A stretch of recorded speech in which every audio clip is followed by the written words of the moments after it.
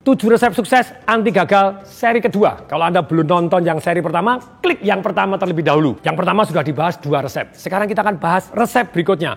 Yaitu resep yang ketiga, setelah Anda mempunyai goal yang spesifik, positif, dan tertulis, punya keyakinan yang benar. Yang kemudian yang ketiga, itu adalah Anda harus punya alasan sangat kuat.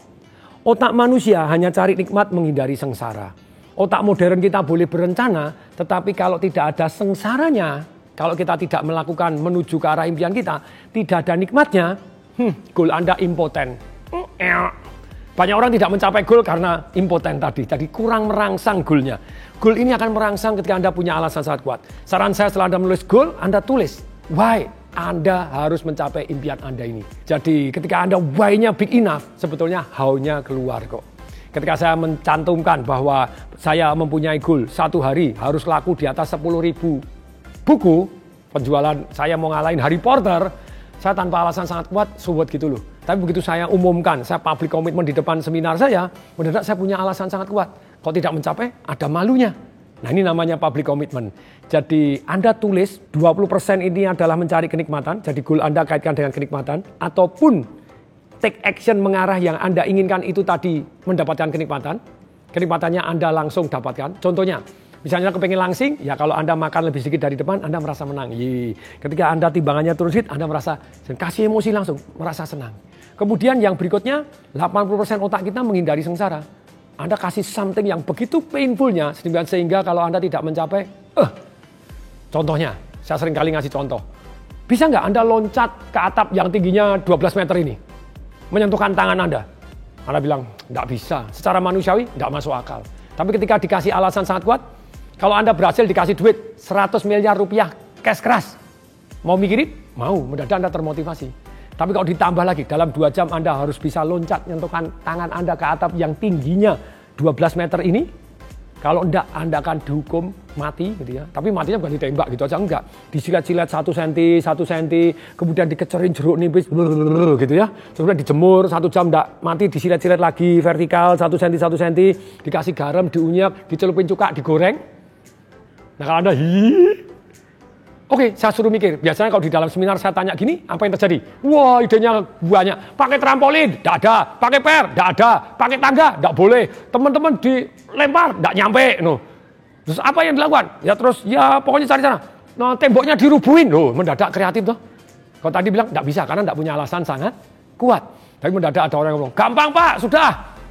Potong tangan, lempar ke atas. Lu kan harus loncat. Iya Pak, sambil loncat, lempar. Wah.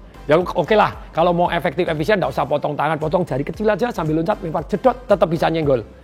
Perhatiin, ketika Anda alasan sangat kuat, how-nya keluar dengan sendirinya. Jadi please, kalau Anda sekarang mengerjakan ini, Anda klik like dulu, klik subscribe untuk berikut-berikutnya supaya Anda bisa saya beritahu. Plus begini, Anda tulis dulu goalnya SPTM, spesifik, positif, tertulis, dan menarik. Kemudian Anda tulis alasan sangat kuat, why I must. Imajinasikan, kalau Anda misalnya membayangkan something yang painful, mohon maaf gitu ya. Ini mumpung orang tua saya masih hidup, saya mau ngirim dia naik haji, saya mau ngirim dia kemana.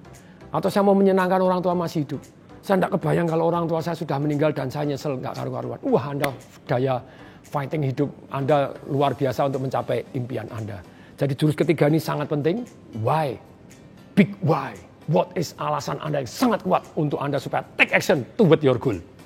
Berikutnya yang keempat.